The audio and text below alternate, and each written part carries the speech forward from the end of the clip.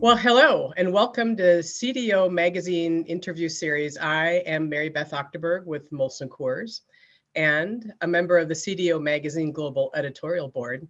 In partnership with CDO Magazine, MIT CDO IQ, and the International Society of Chief Data Officers, we are offering a series of interviews with thought leaders in industry. And today, I have the pleasure of talking with Mark Panthofer. He's the VP of DevSecOps and Cloud at nvisia. Welcome, Mark. Thank you very much. Pleasure to be here. What kind of data governance challenges does moving from, this monolithic, on-prem, centralized group to more decentralized groups? What are some of the data governance challenges all this presents and that our listeners need to be thinking about? Yeah, and again, it's not just the data governance, right? So you have security, right? You have other compliance groups. All of these groups need a seat at the table with that platform engineering team to start to say, we're going to put some guardrails in place. What do those look like? So usually from a data side, it's going to start off with what are acceptable data platforms? What are acceptable standards for how you access those platforms? So how do I get a connection string from a pod running in a cluster? Is that what's okay there? And then the big one becomes the identity. All right, how do I manage the identity of the user that's making a particular request that's going to flow to data? Okay, so lots of organizations right now have like a standard account for an application, right? And they use that connection string to go to the back end. And in most environments, that's not enough anymore. So I need to understand the identity. So this is one of those things, as we talked about, that incremental for development teams to start learning about. One of the things I usually outline really has to do with single sign-on as one of the first mechanisms to start to understand. Everybody's like, well, who cares? I just know who's logged in. It's like, no, you don't get it. So really all of the authorizations, right, and entitlements around data that go with that all have to be seamlessly handled. And this is not something, I'm going to warn you, you're not going to figure this out the first day. You need to start with where you're at, right? And that would be more of like, okay, we have a single account that we use to get to our, essentially to our back-end database. All right, so now start thinking about building a layer over that, all right? And that layer itself now becomes aware of that authorization, okay? And it also understands of passing along identity so that you have records and audits of who accessed information, right? So those are sort of the, some really important evolutions with just app in general. But it really becomes more prevalent when you start talking about certainly the cloud, because the other thing that becomes important is where the data lives and what, sort of regulations and regulatory requirements you have to meet. And doing simple things the way we used to do them, because it was sitting in a data center in X and the people who were using it were in the same region, et cetera. That may not be the case anymore. Yeah, that's true. Data classification, I think, is becoming more prevalent. Although, if you've been in this data space for a while, like you have and I have, it's always been a topic for consideration for the data professionals. But data classification is actually becoming more of a topic, maybe because of PII and GDPR, but also because of the different environments that we've just been talking about. Correct. And not only that, how different technologies will implement that, right? So so think about it, what we did in the old days, right? Which is like most current day for most of us, right? But in the old days, you would look at the most critical data and you would just say everything has to meet that standard. Right. So somewhere in there's some personally identifiable information. Therefore, all data for this application will be treated that way. Well, guess what? When you start to deal with data streaming, event-driven architectures, when you start to look at what the ramifications of that may be, you got to understand better. So you can't just take the old safest path necessarily. You have to be more fine-grained in understanding, okay, this set of elements, which has that classification, that has to be very protected and audited, et cetera. We're going to put that in data store X. And we are going to make sure that any access to that for other purposes does not include any of the, personally identifiable data, or however, again, maybe some summary sort of functions, masking, et cetera. But it becomes a lot more important when you think about, as you said, it's going to land in a lot of different places. You can't just, assume everything's the same. Exactly. Yeah, it's getting interesting for sure.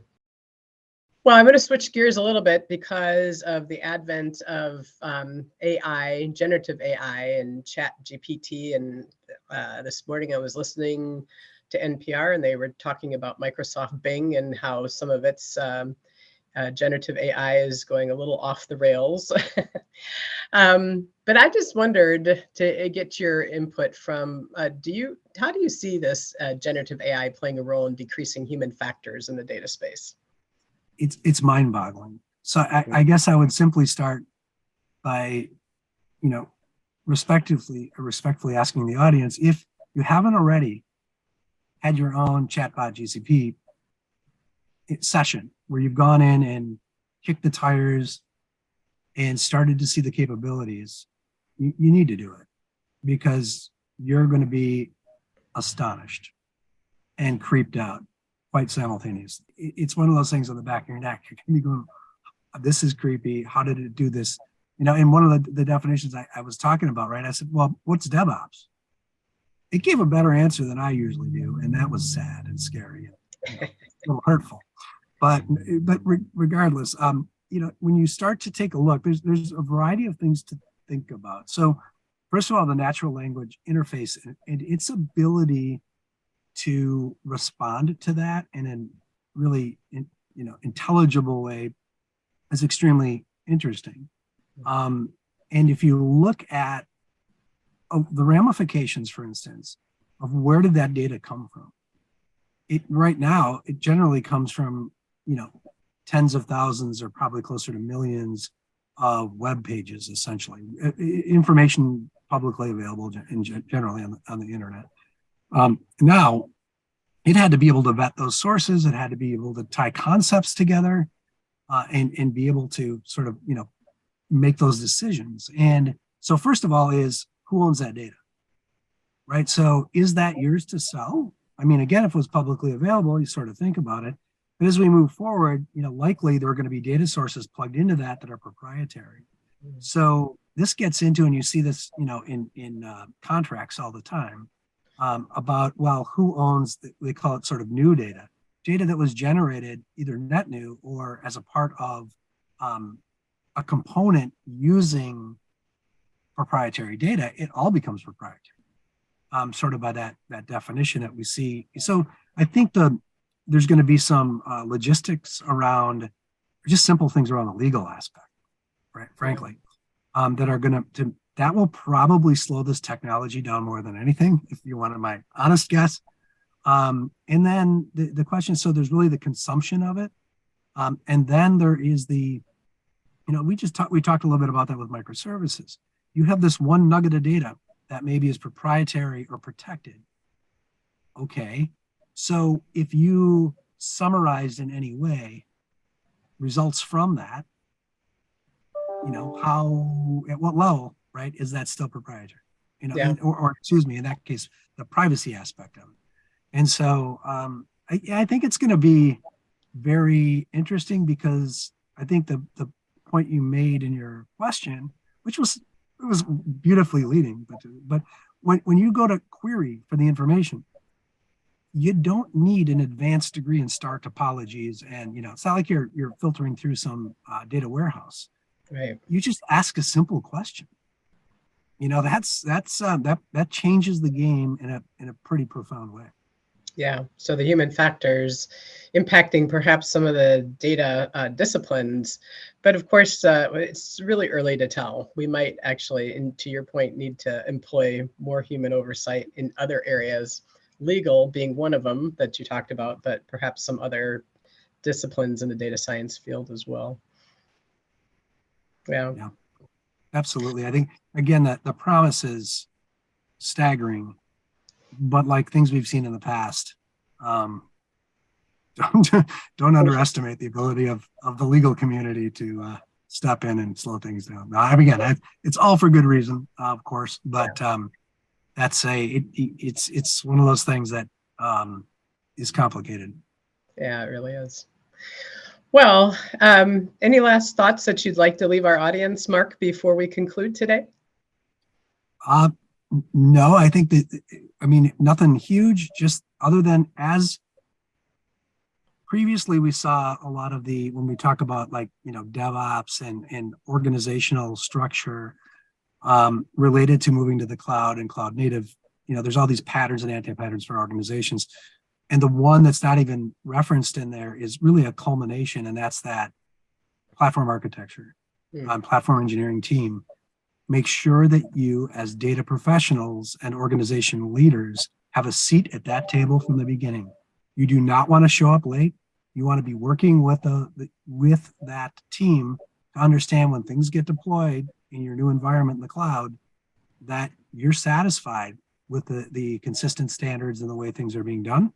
And that you're also pushing the envelope for things, that we talked about, like getting that authorization authentication all the way back to the data element. Yeah, no, very good advice. I really appreciate your thoughts. So folks, we've heard from a data thought leader today. I want to thank Mark very much for joining me in this interview. Please visit cdomagazine.tech for this and additional interviews with other data thought leaders from across the globe.